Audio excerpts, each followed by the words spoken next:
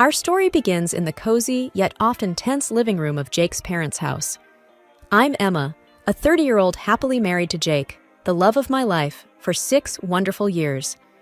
But as in many families, not everything is perfect. One Sunday afternoon, we were all gathered for lunch at Jake's parents' house.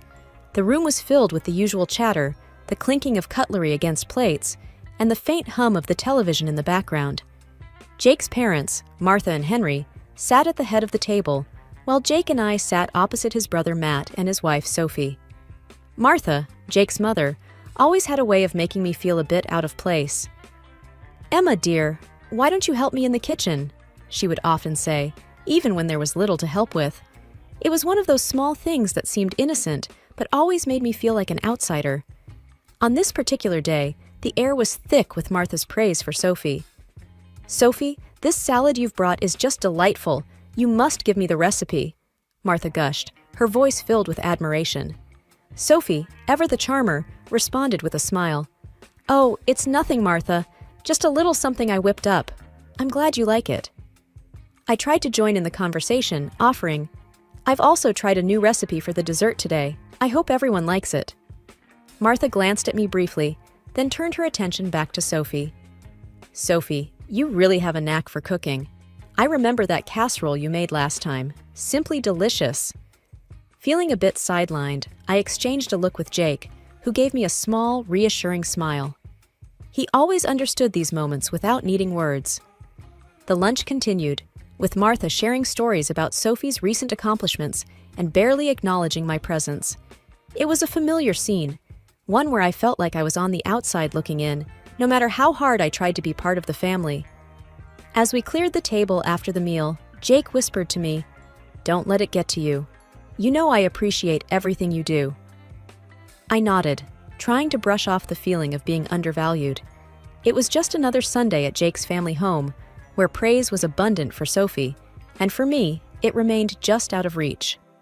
It was a typical Thursday evening at Martha's house, with family dinner in full swing. The atmosphere was lively, filled with the sounds of casual conversation and laughter. At the table, I sat quietly, observing Sophie as she skillfully navigated the conversation. Sophie, with her perfect hair and bright smile, turned to Martha and said, "Martha, you really outdid yourself with the dinner tonight. Everything tastes amazing." Martha, visibly pleased, replied, "Thank you, Sophie. It's always a pleasure to cook for you all." I chimed in, trying to be part of the conversation. "Yes, Martha, the chicken is really tender. What's your secret?" Martha gave a brief nod in my direction, but her attention quickly returned to Sophie.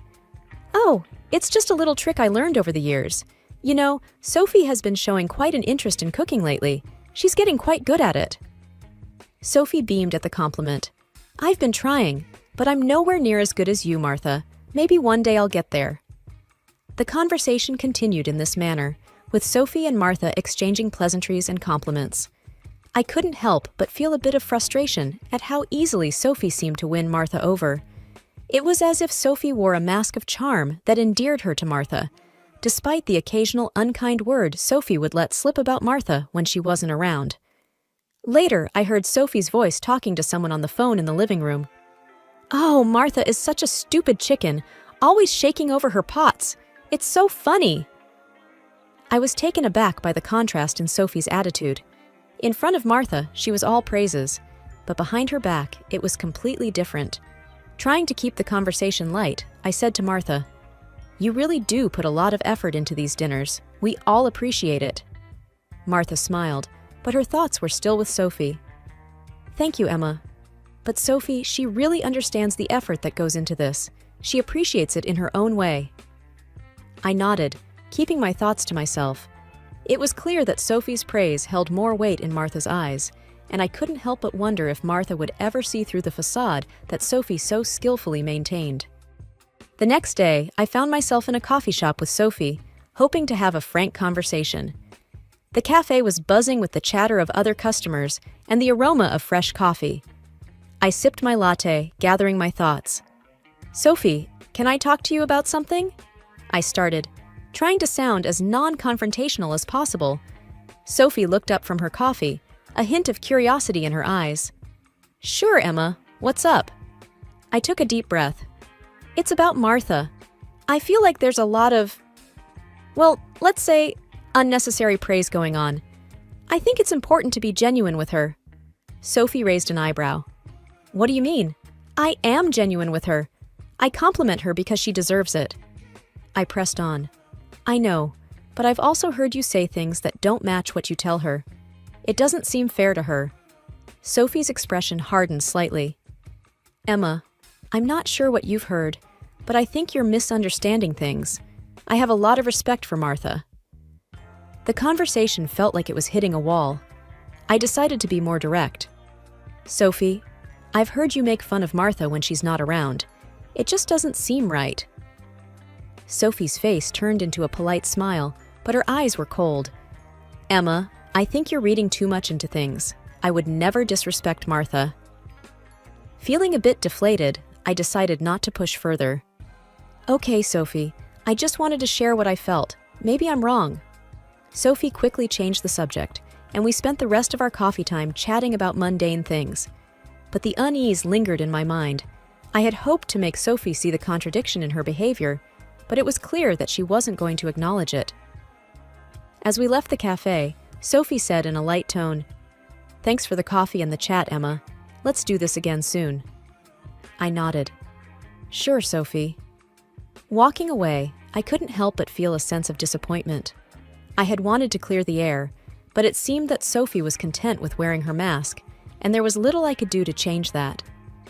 In the bustling heart of our small town, I met my friend Lisa at a quaint diner known for its home-style comfort food.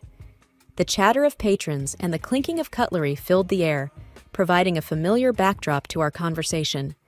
Lisa had an air of unease about her as we settled into our booth, her usually bright eyes clouded with concern. As we ordered our food, Lisa hesitated, her words carefully chosen. Emma, there's something I need to tell you, and I'm not sure how to say it. It's about Sophie.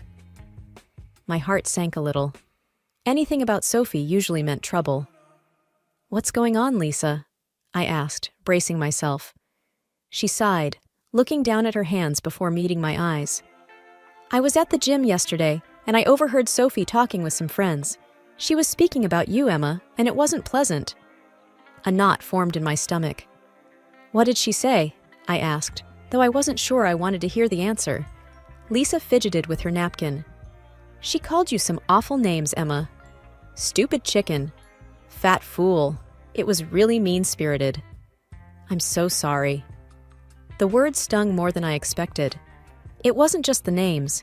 It was the betrayal of trust, the duplicity of someone I had to see at family gatherings, someone who pretended to be amiable to my face. I can't believe she'd say such things, I replied, my voice a mix of shock and hurt. After all the times I've tried to be nice to her. Lisa reached across the table, her hand a comforting presence. I know you have, Emma, and that's why I thought you should know the truth.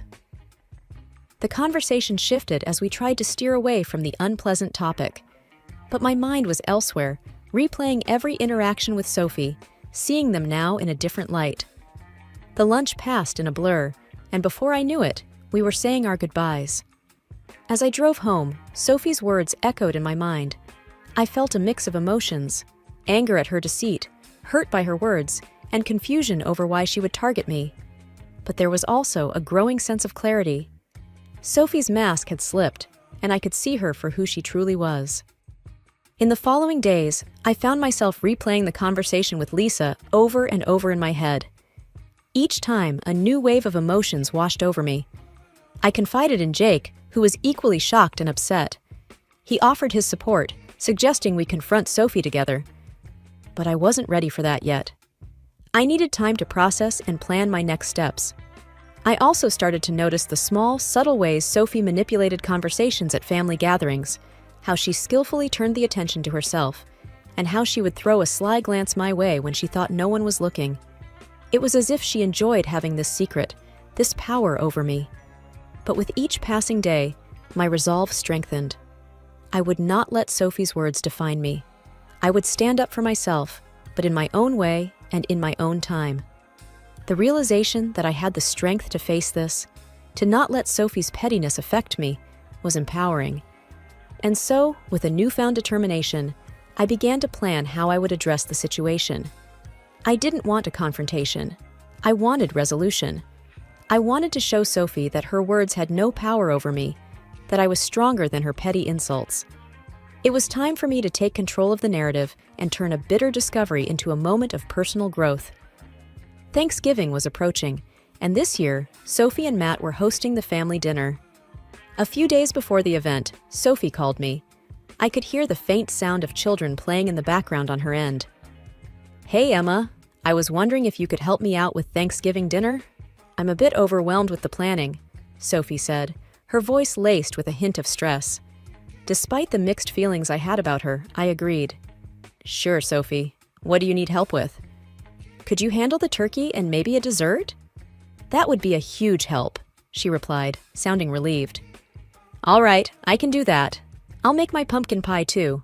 Everyone seems to like it," I offered, trying to keep the conversation light. "Perfect.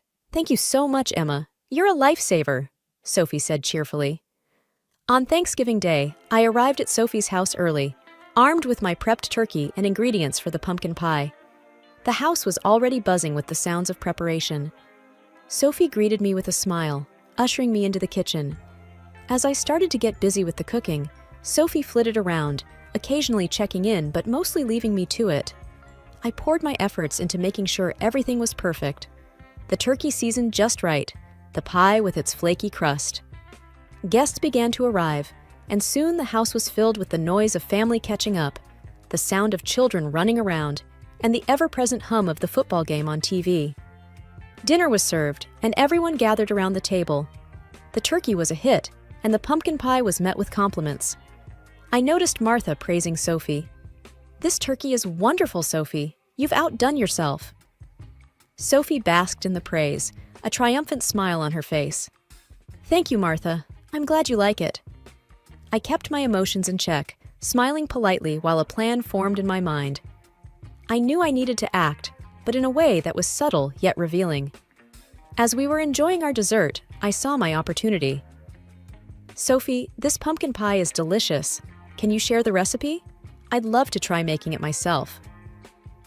Sophie's face faltered for a moment, a flash of panic in her eyes. "Oh, it's just a standard recipe. Nothing special," she stammered. I pushed a little further, keeping my tone friendly. "But it tastes different from the usual. There must be a secret ingredient or something." Sophie stumbled over her words, trying to come up with a response. The room grew quiet, with family members now curious about the recipe. The discomfort was evident on Sophie's face as she struggled to respond. It was clear to everyone that she didn't have an answer. I let the moment hang for a bit before moving the conversation along, but the seed of doubt was planted. Sophie's facade had cracked, and I could tell that the family was starting to see what I had seen all along. As the Thanksgiving dinner progressed, the atmosphere was still charged from the earlier incident with the pumpkin pie. Sensing an opportunity to reveal more of Sophie's deceit, I decided to push the envelope further. While we were all relaxing in the living room, digesting the feast, I turned to Sophie with an innocent expression. "Sophie, the turkey was so good, especially the gravy. Could you share the recipe for the sauce? I'd love to try it myself." Sophie's face went pale, a clear sign of her discomfort. The sauce. Well, it's just a standard recipe, you know? The usual ingredients," she stammered, avoiding eye contact. Others in the room perked up, clearly intrigued. "Oh, but it tasted unique," said Aunt Mary, joining in. "What did you put in it, Sophie?" Sophie fidgeted, looking desperately for an out. "Well, you know, the usual, herbs and stuff." The guests exchanged knowing glances, the air filling with a mix of curiosity and skepticism. It was becoming evident to everyone that Sophie wasn't familiar with the recipe. Jake's brother Matt, noticing his wife's discomfort, stepped in. "Let's not bother Sophie with recipes right now. We're here to enjoy the holiday," he said, trying to deflect the situation. But the damage was done. The guests, one after another, playfully yet pointedly asked Sophie about the sauce, each question adding to her embarrassment. It was clear they were enjoying this unmasking of the cunning and hypocritical daughter-in-law. Sophie, now red-faced and visibly flustered, muttered a few more incoherent responses before excusing herself from the room. Matt followed her, casting a disapproving glance at the rest of us. The tension in the room was palpable after Sophie's abrupt exit, followed closely by Martha, who was clearly going to comfort her. The rest of us sat in a tense silence, waiting for their return. When Martha came back, she was visibly upset, her usually composed demeanor replaced by a fiery anger. Without hesitation, she directed her fury at me. "Emma, what you've done is disgraceful. You've embarrassed Sophie in front of the whole family." I was caught off guard by her intensity. Jake immediately stood up, ready to come to my defense, but I gently held his hand, signaling him to let me handle it. "Martha, I understand you're upset, but please hear me out," I began, trying to keep my voice calm. Martha cut me off, her words laced with accusation. "You're just jealous of Sophie. You think by embarrassing her, you can prove you're the better cook, the smarter one, the more beautiful one. This is petty revenge." I took a deep breath, maintaining my composure. "Martha, that's not it at all. The truth is, I prepared the turkey and the pie. Sophie took credit for them." Martha's face was a mix of disbelief and confusion. "Is that true?" Sophie, who had quietly returned, chimed in, her voice defensive. "No, that's not true. Emma's just trying to make me look bad." The tension escalated as Sophie tried to deflect the blame onto me. It was clear that words alone weren't going to resolve this. Knowing I needed to provide undeniable proof, I said, "I can prove that I made them." Everyone's attention was now focused on me, waiting for the evidence. I pulled out my phone and opened my photo gallery. Here are the pictures I took while preparing the dishes at home. I passed the phone around, showing the step-by-step process of me preparing the turkey and the pie. The pictures clearly showed the ingredients, the preparation, and the final products, all in my kitchen. As the phone made its way around the room, the realization dawned on everyone. Martha's anger slowly turned to embarrassment, and Sophie's defense crumbled under the weight of the evidence. Martha finally spoke, her voice softer. "Emma, I didn't know. I'm sorry for not believing you." And then Sophie revealed her true face. "You're a lying, envious woman. You're trying to break me up with Marta," she yelled at me. The tension in the room escalated. Sophie's accusations of deceit towards me had reached a boiling point. Sensing the need for undeniable proof, I decided to reveal the last piece of evidence I had reluctantly held back. "Everyone, there's something else you should hear," I said, my voice steady but filled with reluctance. I pulled out my phone again, this time to play a recording. This is a recording of Sophie talking about Martha and other family members. The room fell silent as I pressed play. Sophie's voice filled the air, her words harsh and unkind, speaking rudely about Martha and various relatives. The shock was immediate and palpable, especially on Martha's face, which drained of color. As the recording ended, a heavy silence hung over the room. Sophie sat frozen, her earlier facade completely shattered. Martha, deeply hurt and humiliated, struggled to find words. I had no idea," Martha finally whispered, her voice breaking. "How could you, Sophie?" Sophie, now on the verge of tears, stammered out an apology. "I'm so sorry, Martha. I didn't mean those things. I was just venting." But the damage was done. The family members looked on in shock, their expressions a mix of disbelief and disappointment. The realization of Sophie's hypocrisy hit everyone hard. Martha, shaking her head, said, "I can't believe I was so blind. All this time, you've been deceiving us." The room erupted into a chorus of upset voices as relatives expressed their feelings of betrayal and disappointment. The festive atmosphere of Thanksgiving had been completely replaced by a sense of betrayal and sadness. In the midst of the turmoil, I felt a mix of vindication and sadness. While it was important for the truth to come out, the damage it caused to the family dynamics was undeniable. As the evening came to a close, the family left in a somber mood. Martha, still in shock, quietly thanked me for bringing the truth to light, though it was clear she was deeply hurt. Sophie and Matt left quickly, the air between them tense. The fallout of the revelation was just beginning, and it was evident that the family would need time to heal from this. Jake and I left in a reflective mood, the events of the evening weighing heavily on our minds.